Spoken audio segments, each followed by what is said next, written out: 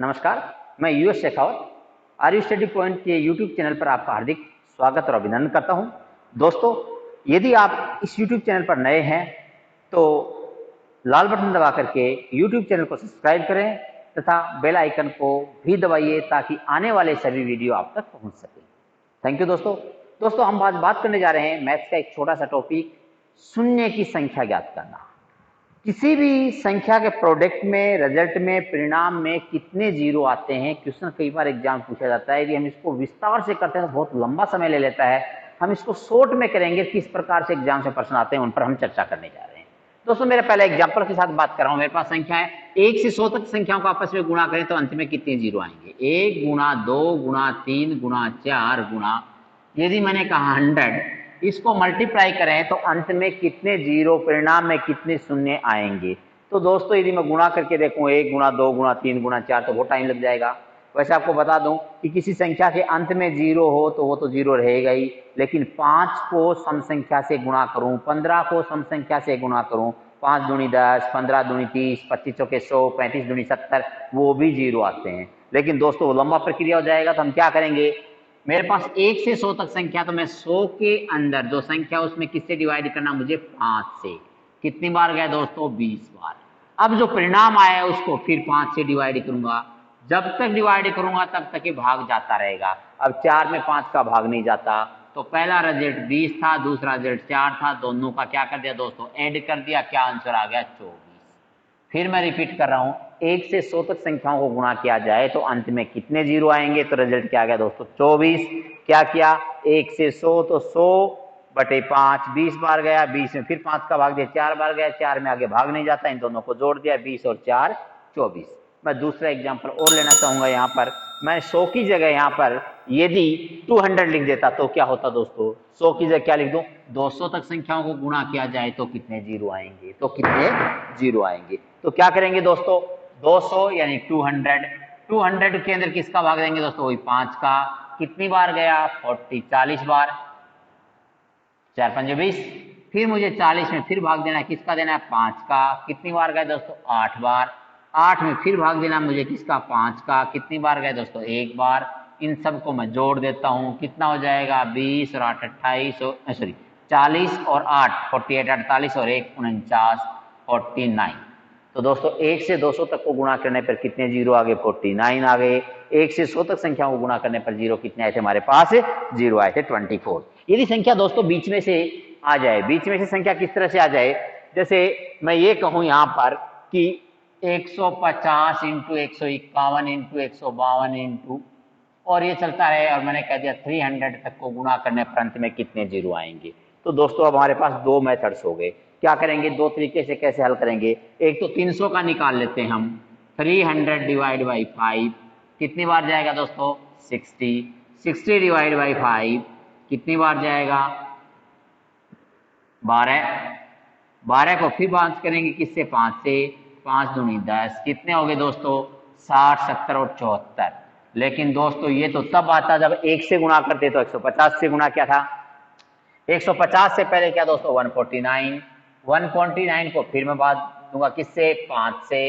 कितनी बार जाएगा दोस्तों, फिर देखिए, 5 दूनी 10 और 5 नी 45। 29 को 5 से दे दिया, 5 5 25। 5 को फिर 5 से दे दिया, क्या आ गया दोस्तों, 1। ये कितने हो गए मेरे पास, फिर देख लो, 29 31 और 5 35, ये 35, ये 74। तो मुझे करना है 74 माइनस 35। दोस्तों, ये हो गया मेरे पास 39। तो मेरा प्रश्न ये था, 150 गुणा 151 152 कहां तक दे दिया दोस्तों, मैंने 300 तक। 300 तक को आपस में गुणा किया, लेकिन 1 से नहीं किया, मैंने 150 से किया। तो मैंने पहले 300 तक की संख्या ज्ञात कर ली, वो आई 74। 150 इसमें शामिल है तो मुझे 149 लेना पड़ा।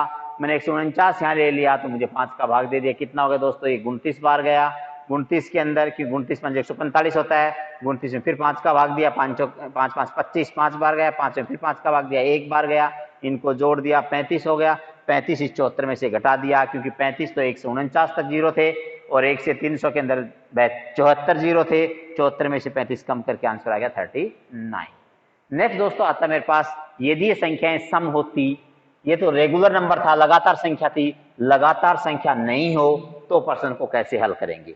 दोस्तों देखिए मैं कहना चाह रहा हूं कि 2 इंटू 4 इंटू 6 इंटू 8 इंटू मैंने लिख दिया दोस्तों 250। अब बताइए कितने जीरो आएंगे। तो दोस्तों जब लगातार संख्या थी तब तो क्या सीधा कर दिया, ये सम संख्या है, सम संख्या तो हम क्या करेंगे, सम संख्या के अंदर 2 का भाग ले लें, या मैं कह दूं इसमें से 2 कॉमन ले लूं। यदि मैं इसमें से 2 कॉमन ले लूं तो क्या आएगा दोस्तों, देखो 1 गुना 2 गुना 3 गुना नहीं आएगा क्या 125। अब मुझे केवल इसका मान करना है, 2 से तो आवश्यकता ही नहीं है मुझे। क्या करूंगा देखो दोस्तों, 125 को भाग देना मेरे को 5 से 25 बार, 25 को फिर भाग देना मुझे 5 से 5 बार, 5 को फिर मुझे भाग देना 5 से 1 बार। क्या आ गया दोस्तों 25, 35 और 1 31। दोस्तों क्या आंसर आ गया 31। मेरा प्रश्न ये था 2 गुना 4 गुना 6 गुना 8 यानी सम संख्या थी, कहां तक थी 250 तक को आपस में गुणा किया। रिजल्ट तो क्या करेंगे, जब भी सम संख्या हो तो सम संख्या का हाफ कर लीजिए, यानी 2 बाहर लेकर के आधा कर दिया, 125 आ गया। 125 में 5 का भाग दिया 25, 25 में फिर 5 का भाग दिया 5, 5 में फिर 5 का भाग दिया। जितनी बार भाग जाएगा ये भागफल बोलते हैं, क्वोशिएंट बोलते हैं, भागफल को एडिशन कर देते हैं, उतने ही जीरो आते हैं। नेक्स्ट आता है दोस्तों इसके अंदर हमारे पास, यदि संख्याएं सम थी, यदि संख्या विषम हो तो क्या करेंगे।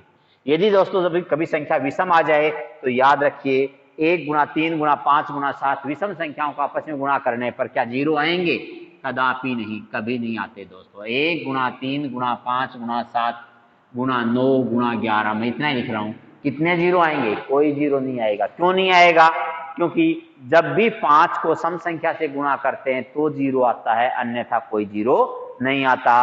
तो विषम संख्याओं को आपस में गुणा करने पर अंत में कितने जीरो आएंगे, तो क्या आंसर आएगा दोस्तों, कोई जीरो नहीं आएगा, कोई जीरो नहीं आएगा, शून्य आएगा ही नहीं, शून्य आएगा ही नहीं। लेकिन इसके साथ में कोई सम संख्या और डाल दी जाए तो रिजल्ट में जीरो आते हैं, तो हम बात करेंगे उसकी।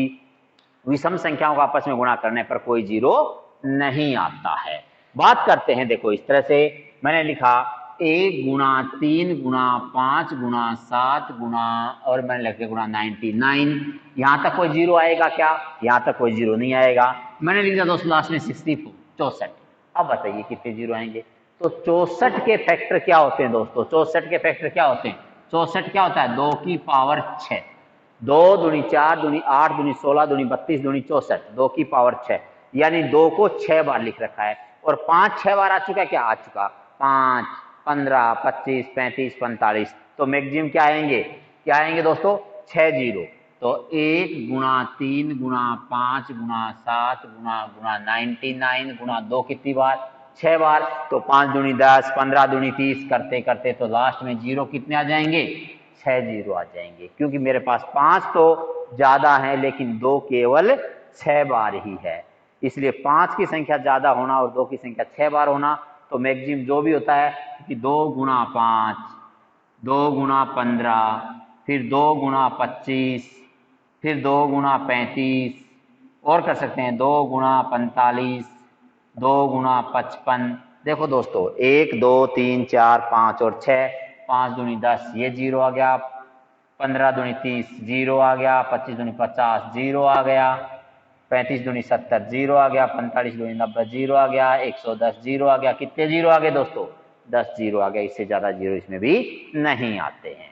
फिर आता दोस्तों इसके अंदर हमारे पास नया प्रश्न, वो आता है पावर लगा करके पूछा जाए तो पावर लगाकर भी प्रश्न आता है। याद रखिएगा पहले शून्य ज्ञात करके पावर जितनी उससे गुणा कर देते हैं। एग्जाम्पल के रूप में आपको बताना चाहूंगा 1 का स्क्वायर गुणा 2 का स्क्वायर गुणा 3 का स्क्वायर गुणा चल रहा है, मैंने लिख दिया 20 का स्क्वायर। बताइए अंत में कितने जीरो आएंगे। तो दोस्तों यदि कोई कहेगा कि मैं 2 का स्क्वायर 4 लिखूंगा 9 लिखूंगा 16 लिखूंगा 25 लिखूंगा 400 तक लिखूंगा, बड़ा लंबा मामला हो जाएगा, फिर मैं कहूंगा कॉमन भी नहीं ले पाएंगे आप। तो एक काम करें, कुछ नहीं करना, आप सबसे पहले कॉमन संख्या ले लो। क्या ले लें, सबसे पहले 20 की बात कर लें। 20 में 5 का भाग दिया 4, 5 का भाग दिया 5 के 20 4 बार गया, और 5 का भाग आगे जाएगा नहीं जाएगा। अब क्या करें, जितनी पावर है, पावर क्या है 2 है, तो जीरो कितने आएंगे, तो 4 जीरो आएंगे दोस्तों। 4 गुना 2 बराबर 8, 4 गुना 2 बराबर 8।